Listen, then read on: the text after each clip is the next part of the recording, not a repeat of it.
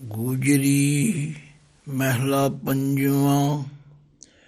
ਘਰ ਚੌਥਾ ਚੌਪਦੇ। ਇੱਕ ਓਂਕਾਰ ਸਤਿਗੁਰ ਪ੍ਰਸਾਦ। ਛਾੜ ਸਗਲ ਸਿਆਣਪ ਸਾਧ ਸ਼ਰਣੀ ਆਓ। ਪਾਰ ਬ੍ਰਹਮ ਪਰਮੇਸ਼ਰੋ ਪ੍ਰਭੂ ਕੇ ਗੁਣ ਗਾਓ। ਰੇ ਚਿਤ ਚਰਨ ਕਮਲ ਆਰਾਧ ਸਰਬ ਸੁਖ ਕਲਿਆਣ ਪਾਵੈ। ਮਿਟੈ ਸਗਲ ਉਪਾਦ ਰਹਾਉ।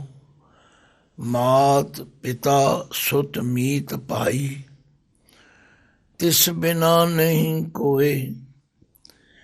ਈਤ ਊਤ ਜੀ ਨਾਲ ਸੰਗੀ ਸਰਬ ਰਵਿਆ ਸੋਏ।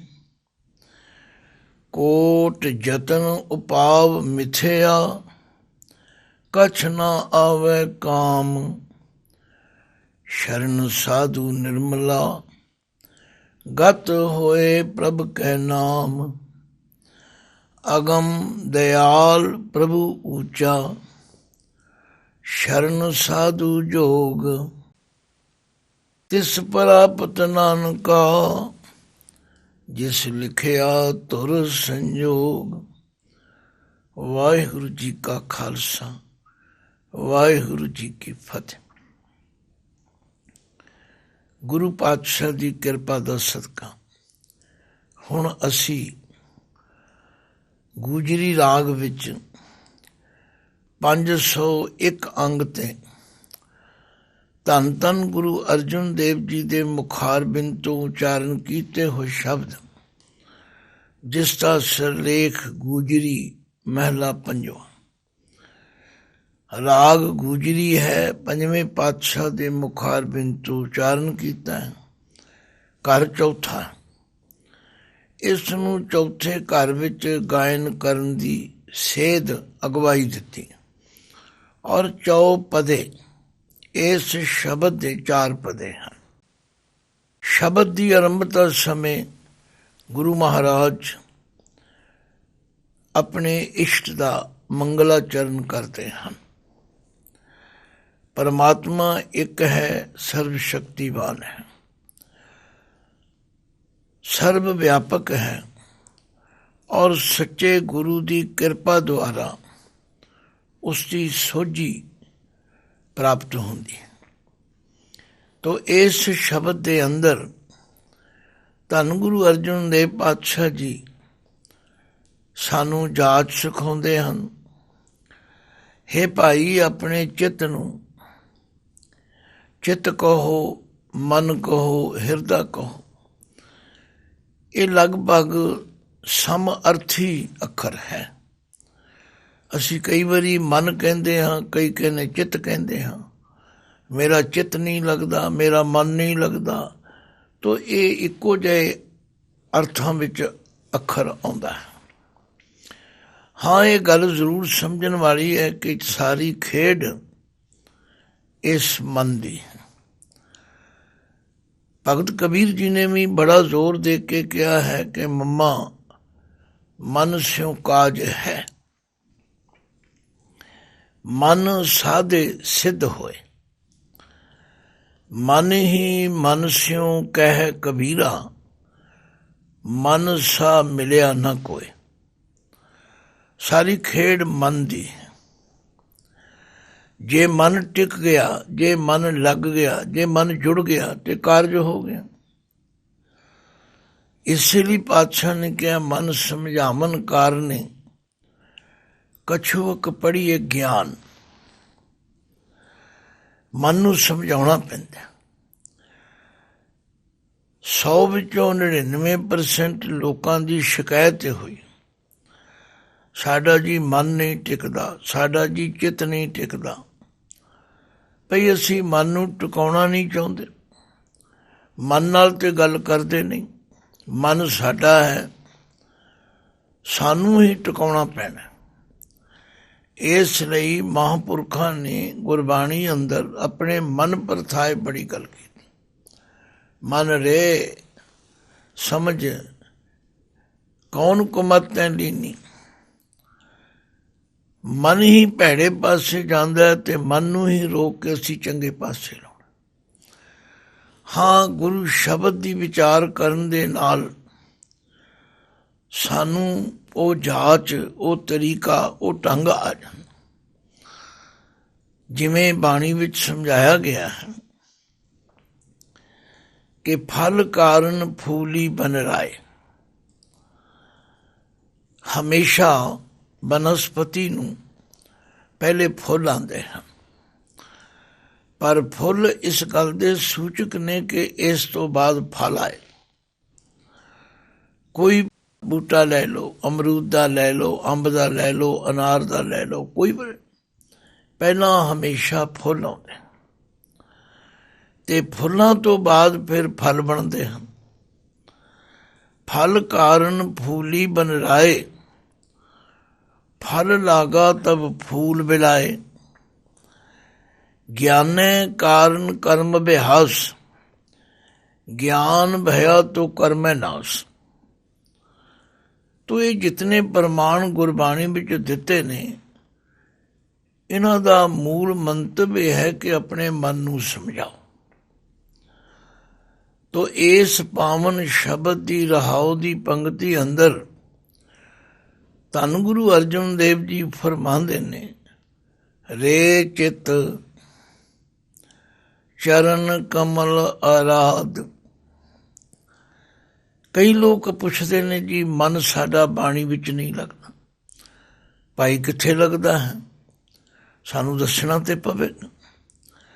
ਮਨ ਦਾ ਸੁਭਾਅ ਹੈ ਕਿ ਮਨ ਉਧਰ ਹੀ ਜਾਏਗਾ ਜਿਹੜੀ ਚੀਜ਼ ਨੂੰ ਮਨ ਚੰਗਾ ਸਮਝਦਾ। ਜੇ ਇਹ ਬੁਰੇ ਕੰਮਾਂ ਨੂੰ ਚੰਗਾ ਸਮਝਦਾ ਤੇ ਉਧਰ ਜਾਏਗਾ। ਤੋ ਮਨ ਨੂੰ ਸਮਝਾਉਣਾ ਵੀ ਅਸੀਂ ਹੈ ਤੇ ਮਨ ਵੀ ਸਾਡਾ। ਹਾਂ, ਗੁਰੂ ਦੇ ਸ਼ਬਦ ਦੁਆਰਾ ਅਸੀਂ ਜਾਚ ਸਿੱਖ ਸਕਦੇ ਹਾਂ। ਮਨ ਨੂੰ ਸੰਬੋਧਨ ਕਰਨ ਦਾ ਤਰੀਕਾ ਸਿੱਖ ਸਕਦੇ ਹਾਂ। ਜਿਵੇਂ ਹੁਣ ਪਾਤਸ਼ਾਹ ਫਰਮਾ ਰਹੇ ਨੇ, ਰੇ ਚਿਤ ਚਰਨ ਕਮਲ ਆਰਾਧ। ਹੈ ਮੇਰੇ ਚਿੱਤ, ਐਵੇਂ ਭਟਕਦਾ ਫਿਰਦਾ, ਕਦੇ ਕਿਧਰੇ ਕਦੇ ਕਿਧਰੇ। ਕਬਹੂ ਜੀੜਾ ਊਬ ਚੜਤ ਹੈ, ਕਬਹੂ ਜਾਏ ਪਿਆਲੇ। ਲੋਭੀ ਜੀੜਾ ਥਿਰ ਨਾ ਰਹਿਤ ਹੈ, ਚਾਰੇ ਕੁੰਡਾਂ ਭਾਲੇ। ਕਿਸੇ ਵਿਦਵਾਨ ਨੇ ਇਸ ਮਨ ਦੀ ਤਸਵੀਰ ਖਿੱਚ ਕੇ ਦੱਸਿਆ। ਆਖਿਆ ਮਨ ਦਾ ਸੁਭਾਅ ਐਸਾ ਹੈ, ਚੱਲ ਦਲ ਪੱਤਰ ਪਤਾਕ ਪਟ, ਦਾਮਨੀ ਕਛੁਪ ਮਾਥ। ਪੂਤ ਦੀਪ ਦੀਪਕ ਸ਼੍ਰਿਖਾ, ਯਉ ਮਨ ਬ੍ਰਿਤੀ ਅਨਾਥ। ਇਹਦੇ ਵਿੱਚ ਮਿਸਾਲਾਂ ਦਿੱਤੀਆਂ ਨੇ। ਆਖਿਆ ਜਿਸ ਤਰ੍ਹਾਂ ਪਿੱਪਲ ਦਾ ਪੱਤਾ ਹਰ ਵੇਲੇ ਹਿਲਦਾ ਰਹਿੰਦਾ, ਪਤਾਕ ਪੱਟ ਝੰਡੇ ਦਾ ਕੱਪੜਾ, ਨਿਸ਼ਾਨ ਦਾ ਕੱਪੜਾ ਹਰ ਵੇਲੇ ਹਿਲਦਾ ਰਹਿੰਦਾ। ਦਾਮਨੀ ਬਿਜਲੀ ਅਸਮਾਨ ਵਿੱਚ ਕਦੇ ਇੱਕ ਜਗ੍ਹਾ ਨਹੀਂ ਟਿਕਦੀ, ਲਹਿਰ ਬਣ ਕੇ ਆਉਂਦੀ ਤੇ ਚਲੀ ਜਾਂਦੀ। ਕਛੂ ਕੁੰਮੇ ਦੀ ਸਿਰੀ ਵੀ ਇੱਕ ਜਗ੍ਹਾ ਨਹੀਂ ਟਿਕਦੀ। ਇਸੇ ਤਰ੍ਹਾਂ ਭੂਤਾਂ ਦੀ ਅੱਗ, ਦੀਵੇ ਦੀ ਲਾਟ ਵੀ ਇੱਕ ਜਗ੍ਹਾ ਨਹੀਂ ਟਿਕਦੀ। ਇਹ ਮਨ ਵੀ ਇਸੇ ਤਰ੍ਹਾਂ ਹੈ। ਪਰ ਮਹਾਰਾਜ ਕਹਿੰਦੇ ਨੇ ਆਓ ਮਨ ਨੂੰ ਸਮਝਾਈਏ।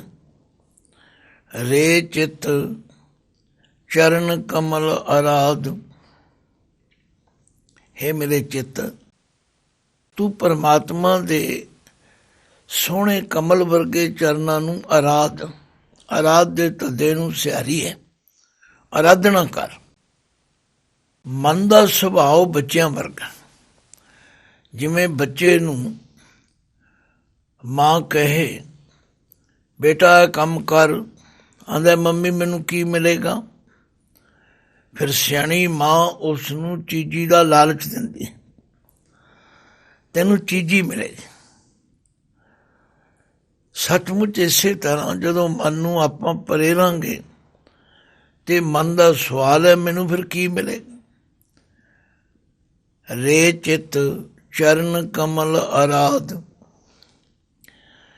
ਜਦੋਂ ਇਹ ਕਹੇ ਮੈਨੂੰ ਕੀ ਮਿਲੇਗਾ, ਫਿਰ ਇਸ ਨੂੰ ਦੱਸਣਾ ਸਰਬ ਸੁਖ ਕਲਿਆਣ ਪਾਵੇਂ, ਮਿਟੈ ਸਗਲ ਉਪਾਦ। ਜੇ ਤੂੰ ਪਰਮਾਤਮਾ ਦੇ ਚਰਨਾਂ ਨਾਲ ਜੁੜੇਗਾ, ਇਹਦੇ ਫਲ ਸਵਰੂਪ ਸਰਬ ਸੁਖ ਕਲਿਆਣ ਪਾਵੇਂ, ਤੈਨੂੰ ਸਾਰੇ ਸੁੱਖ ਮਿਲਣਗੇ। ਸੁੱਖ ਹੀ ਭਾਲਦਾ ਬੰਦਾ। ਸੁੱਖੋਂ ਲੋੜੇ ਸਭ ਕੋ, ਦੁੱਖ ਨਾ ਮੰਗੈ ਕੋਏ। ਕਿਸੇ ਬੰਦੇ ਨੂੰ ਪੁੱਛ ਕੇ ਵੇਖੋ ਤੁਹਾਨੂੰ ਕੀ ਚਾਹੀਦਾ, ਕਹਿੰਦੇ ਸੁੱਖ ਚਾਹੀਦਾ। ਹੁਣ ਸੁੱਖ ਦੋ ਤਰ੍ਹਾਂ ਦੇ ਨੇ, ਇੱਕ ਹੈ ਛਿਨ ਭੰਗਰ ਸੁੱਖ, ਇੱਕ ਹੈ ਸਦੀਵੀ ਤੇ ਸੱਚਾ ਸੁੱਖ। ਜਿਹੜੇ ਪਦਾਰਥਾਂ ਦੇ ਸੁੱਖ ਨੇ ਉਹ ਕਦੇ ਸਦੀਵੀ ਨਹੀਂ ਹੋ ਸਕਦੇ, ਕਿਉਂਕਿ ਪਦਾਰਥ ਆਪ ਸਦੀਵੀ ਨਹੀਂ ਹੈਗੇ। ਪਦਾਰਥ ਤੇ ਆਪ ਬਦਲਦੇ ਰਹਿੰਦੇ ਨੇ ਰੂਪ। ਇਸ ਲਈ ਮਹਾਰਾਜ ਕਹਿੰਦੇ ਨੇ ਜੇ ਤੂੰ ਸੱਚਾ ਤੇ ਸਦੀਵੀ ਸੁੱਖ ਲੈਣਾ, ਰੇ ਚਿੱਤ ਚਰਨ ਕਮਲ ਅਰਾਧ, ਸਰਬ ਸੁਖ ਕਲਿਆਣ ਪਾਵੇਂ। ਸਰਬ ਸੁਖ, ਸਾਰੇ ਸੁੱਖ ਮਿਲਣਗੇ। ਦੇਖੋ ਖਾਣ ਦਾ ਸੁੱਖ ਖਾਣ ਤੱਕ ਹੈ, ਵੇਖਣ ਦਾ ਸੁੱਖ ਵੇਖਣ ਤੱਕ ਹੈ, ਸੁਣਨ ਦਾ ਸੁੱਖ ਸੁਣਨ ਤੱਕ। ਉਹਨਾਂ ਵਿੱਚੋਂ ਸਾਰੇ ਸੁੱਖ ਨਹੀਂ ਮਿਲ ਸਕਦੇ। ਪਰ ਜੇ ਤੂੰ ਪਰਮਾਤਮਾ ਦੇ ਚਰਨ ਕਮਲਾਂ ਨੂੰ ਆਰਾਧੇਂਗਾ, ਸਰਬ ਸੁਖ ਕਲਿਆਣ ਪਾਵੇਂ, ਮਿਟੈ ਸਗਲ ਉਪਾਦ। ਮਿਟੈ, ਮਿਟ ਜਾਣਗੇ ਸਗਲ ਸਾਰੀਆਂ ਉਪਾਧੀ। ਹੁਣ ਇਹ ਜਿਹੜੇ ਉਪਾਦ ਨੇ ਇਹ ਤਿੰਨ ਤਰ੍ਹਾਂ ਦੇ ਕਹੇ ਜਾਂਦੇ ਨੇ। ਇੱਕ ਹੈ ਆਦ, ਇੱਕ ਹੈ ਬਿਆਦ, ਇੱਕ ਹੈ ਉਪਾਦ। ਆਦ ਹੈ ਜਿਹੜੇ ਮਨ ਦੇ ਵਿਕਾਰ ਨੇ ਅੰਦਰੋਂ ਪੈਦਾ ਹੁੰਦੇ ਨੇ। ਬਿਆਦ ਬਿਮਾਰੀਆਂ ਨੂੰ ਕਿਹਾ ਜਾਂਦਾ ਹੈ। ਤੇ ਉਪਾਦ ਦਾ ਮਤਲਬ ਹੈ ਅਚਨ ਚੇਤੀ ਜਿਹੜਾ ਕੋਈ ਮੁਸ਼ਕਲ ਮੁਸੀਬਤ ਆ ਜਾਏ। ਇਹਨੂੰ ਤਿੰਨ ਤਾਪ ਕਹੇ ਜਾਂਦੇ ਨੇ। ਤੀਨੇ ਤਾਪ ਨਿਵਾਰਨਹਾਰਾ, ਦੁੱਖ ਹੰਤਾ ਸੁਖ ਰਾਸ, ਤਾ ਕੋ ਬਿਗਨ ਨ ਕੋ ਲਾਗੈ, ਜਾ ਕੀ ਪ੍ਰਭ ਆਗੈ ਅਰਦਾਸ। ਤੋ ਹੁਣ ਰਹਾਉ ਦੀ ਪੰਕਤੀ ਨੂੰ ਆਪਾਂ ਨੇ ਚੰਗੀ ਤਰ੍ਹਾਂ ਵਿਚਾਰ ਲਿਆ। ਦੇਖੋ ਤਰੀਕਾ ਇਹੀ ਹੈ ਕਿ ਇਹ ਪੰਕਤੀ ਪੜ੍ਹ ਕੇ ਇਹਨੂੰ ਵਿਚਾਰੋ, ਤੇ ਜਿਸ ਤਰੀਕੇ ਨਾਲ ਗੁਰੂ ਸਾਹਿਬ ਜੀ ਸਮਝਾਉਂਦੇ ਨੇ ਉਹਨੂੰ ਫਿਰ ਅਮਲ ਵਿੱਚ ਲਿਆਓ। ਸੁਣਿਆ ਮੰਨਿਆ ਮਨ ਕੀਤਾ ਭਾਉ। ਸੁਣਨਾ ਮੰਨਣਾ ਤੇ ਉਹਦੇ ਤੇ ਫਿਰ ਵਿਸ਼ਵਾਸ ਕਰਨਾ, ਇਹਦਾ ਕੀ ਰਿਜ਼ਲਟ ਹੈ। ਪਾਤਸ਼ਾਹ ਕਹਿੰਦੇ ਨੇ ਦੁੱਖ ਪਰ ਹਰ ਸੁਖ ਕਰ ਲੈ ਜਾਏ। ਤੋ ਇਹ ਪੰਕਤੀ ਅਸੀਂ ਬਾਰ-ਬਾਰ ਪੜ੍ਹਨੀ। ਰੇ ਚਿੱਤ ਚਰਨ ਕਮਲ ਅਰਾਧ, ਸਰਬ ਸੁਖ ਕਲਿਆਣ ਪਾਵੇਂ, ਮਿਟੈ ਸਗਲ ਉਪਾਦ ਰਹਾਉ। ਪਰ ਇਹਦੇ ਲਈ ਕੀ ਕਰਨਾ ਪਵੇ। ਛਾੜ ਸਗਲ ਸਿਆਣਪਾਂ, ਛਾੜ ਦੇ ਡੱਡੇ ਨੂੰ ਸਿਆਰੀ ਹੈ। ਸਗਲ ਮੈਨਾਂ ਸਾਰੀਆਂ ਸਿਆਣਪਾਂ। ਅਸੀਂ ਆਪਣੀ ਸਿਆਣਪ ਛੱਡਣ ਲਈ ਤਿਆਰ ਨਹੀਂ। ਗੁਰੂ ਮਹਾਰਾਜ ਕਹਿੰਦੇ ਨੇ ਜੇ ਤੂੰ ਗੁਰੂ ਦੀ ਸ਼ਰਨ ਵਿੱਚ ਆਉਣਾ ਫਿਰ ਛਾੜ ਸਗਲ ਸਿਆਣਪਾਂ। ਇਹ ਸਿਆਣਪਾਂ ਛੱਡਣੀਆਂ ਪੈਣਗੀਆਂ। ਇਹ ਜਿਹੜੀ ਹਉਮੈ ਹੈ ਕਿ ਮੈਨੂੰ ਸਭ ਕੁਝ ਆਉਂਦਾ ਹੈ, ਮੈਂ ਬੜਾ ਪੜ੍ਹਿਆ ਲਿਖਿਆ, ਮੇਰੇ ਕੋਲ ਬੜੀਆਂ ਡਿਗਰੀਆਂ ਨੇ, ਇਹਨਾਂ ਨੂੰ ਪਹਿਲਾਂ ਛੱਡ। ਛਾੜ ਸਗਲ ਸਿਆਣਪਾਂ, ਸਾਧ ਸ਼ਰਣੀ ਆਓ। ਇੱਥੇ ਆਓ ਹੈ, ਆਉਣਾ ਕਰ, ਗੁਰੂ ਦੀ ਸ਼ਰਨ ਵਿੱਚ ਆਉਣਾ ਕਰ। ਪਰ ਸਿਆਣਪਾਂ ਛੱਡ ਕੇ ਆਈ। ਜੇ ਤੂੰ ਸਿਆਣਪਾਂ ਨਾਲ ਲੈ ਕੇ ਗੁਰੂ ਦੀ ਸ਼ਰਨ ਵਿੱਚ ਆਇਆ, ਤੂੰ ਗੁਰੂ ਦੀ ਗੱਲ ਸੁਣਨੀ ਨਹੀਂ। ਮੇਰਾ ਕਹਿਣ ਦਾ ਮਤਲਬ ਜਿਹੜਾ ਆਪ ਇਸ ਅਹੰਕਾਰ ਵਿੱਚ ਹੈ ਕਿ ਮੈਂ ਬਹੁਤ ਪੜ੍ਹਿਆ ਹੋਇਆ, ਉਹਨੂੰ ਫਿਰ ਹੁਣ ਕੌਣ ਕੋਈ ਪੜ੍ਹਾਵੇ। ਪਹਿਲੀ ਸ਼ਰਤ ਇਹ ਹੈ, ਛਾੜ ਸਗਲ ਸਿਆਣਪਾਂ ਸਾਧ ਸ਼ਰਨੀ ਆਓ। ਗੁਰੂ ਦੀ ਸ਼ਰਨ ਵਿੱਚ ਆਉਣ ਵਾਸਤੇ ਪਹਿਲਾਂ ਸਿਆਣਪਾਂ ਦੀ ਹਉਮੈ ਛੱਡਣੀ ਪਵੇ। ਪਾਰ ਬ੍ਰਹਮ ਪਰਮੇਸ਼ਰੋ ਪ੍ਰਭੂ ਕੇ ਗੁਣ ਗਾਓ। ਉਹ ਪਾਰ ਬ੍ਰਹਮ ਜਿਸ ਦਾ ਪਾਰਾਵਾਰ ਨਹੀਂ ਪਾਇਆ ਜਾ ਸਕਦਾ, ਪਰਮੇਸ਼ਰ ਜਿਹੜਾ ਸਭ ਤੋਂ ਵੱਡਾ ਹੈ, ਉਸ ਪ੍ਰਭੂ ਦੇ ਗੁਣ ਗਾਣੇ ਕਰ। ਕਈ ਮਨੁੱਖ ਤਾਂ ਇਤਨੇ ਚਤੁਰ ਹਨ, ਚਲਾਕ ਹਨ, ਜੇ ਉਹਨਾਂ ਨੂੰ ਕਹੋ ਗੁਰੂ ਸੰਗਤ ਵਿੱਚ ਆਓ, ਫਿਰ ਕੀ ਹੋਵੇਗਾ ਜੀ, ਬਾਣੀ ਪੜ੍ਹੋ, ਫਿਰ ਕੀ ਹੋਵੇਗਾ ਜੀ, ਨਿਤਨੇਮ ਕਰਨ ਨਾਲ ਕੀ ਲਾਭ ਹੋਵੇ, ਇਸ ਤਰ੍ਹਾਂ ਕਰੀ ਜਾਣ।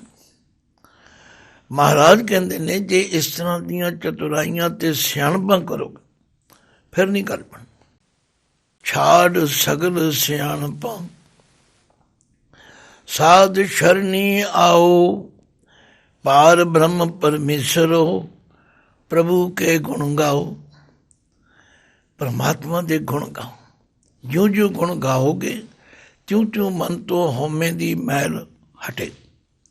ਰੇ ਚਿਤ ਚਰਨ ਕਮਲ ਅਰਾਧ ਸਰਬ ਸੁਖ ਕਲਿਆਣ ਪਾਵੇਂ। ਮਿਟੈ ਸਗਲ ਉਪਾਦ ਰਾਹੋ।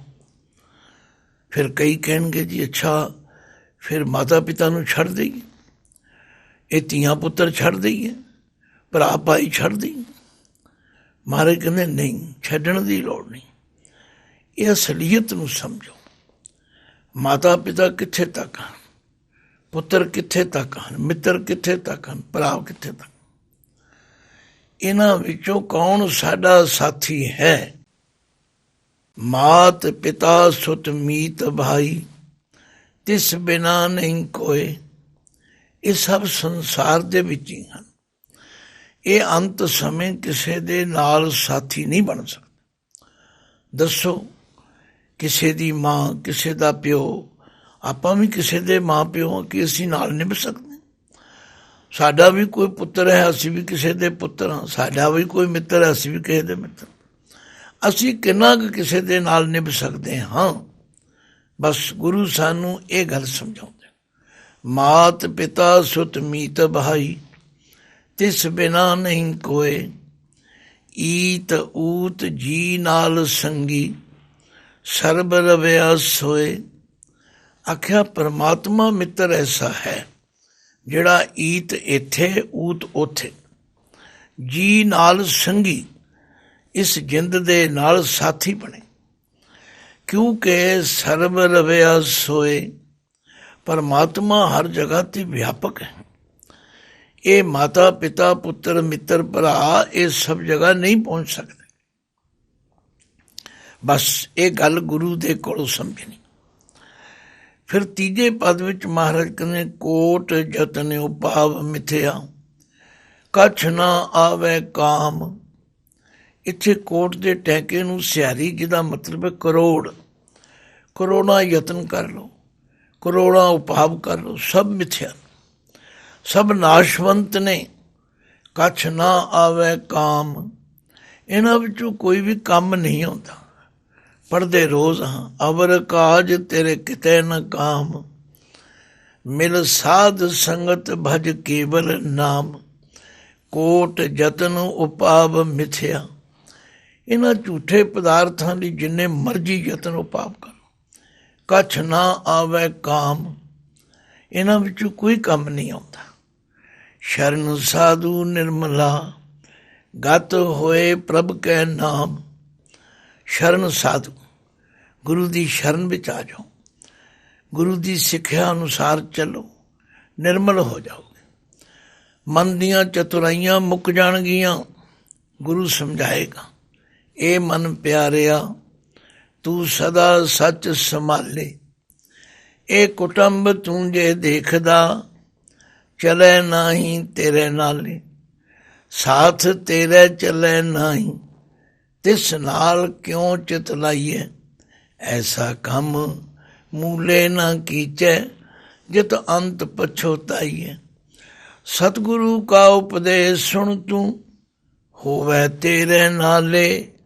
कह नानक मन प्यारे, तू सदा सच संभाले। शरण साधु निर्मला, गत होए प्रभ कै नाम।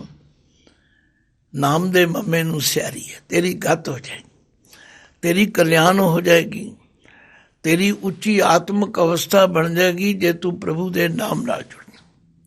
चौथे पद विच पातशाह कहते अगम दयाल प्रभु ऊंचा, शरण साधु जोग। वो परमात्मा जो अगम है, अपहुंच है, दयाल दया का घर है और ऊंचे तो ऊंचा है। रोज पढ़ते हैं ऊंचे ते ऊंचा भगवान, कोई न जाने तुमरा अंत। वो वाहिगुरु जेड़ा ऊंचे तो ऊंचा है, अगम है, दयाल है, शरण साधु जोग। साधुआं दी शरण दे योग है, भाव उन्हां दी शरण विच आके शरण विच आउण वाले दी लजपत रह जांदी।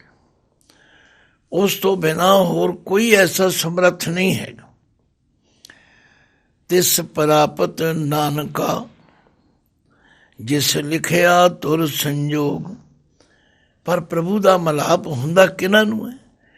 नानक जी फरमांदे ने, जिस लिखिया तुर संजोग, जिहदे मत्थे ते तुरों संजोग मलाप लिखिया।